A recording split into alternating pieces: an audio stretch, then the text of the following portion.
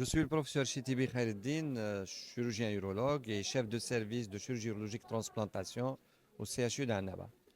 Je suis là aujourd'hui au niveau de cette manifestation qui reprend après 5 ans d'absence de la Salut PP et qui traite des sujets assez importants et qui représente un problème de santé publique qui sont les troubles vésico-sphinctériens liés à des accidents de la circulation, des AVC, des traumatismes du système nerveux central et périphérique.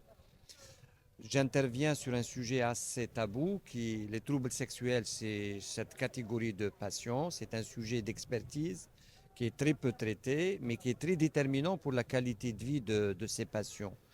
Je vais faire de la lumière sur la prise en charge et les manifestations de ces troubles sexuels et quels sont donc les moyens et comment on doit aborder d'une manière assez proactive pour pouvoir pousser le malade à parler de ce problème-là.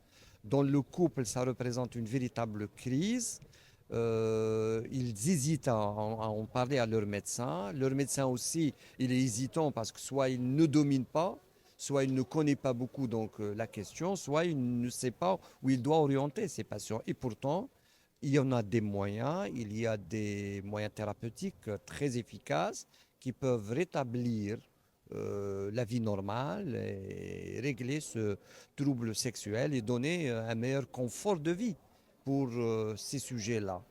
On a tendance à traiter le problème urinaire, le problème moteur, l'handicap, on va dire, de la sensibilité, de la motricité, mais on oublie ce problème sexuel.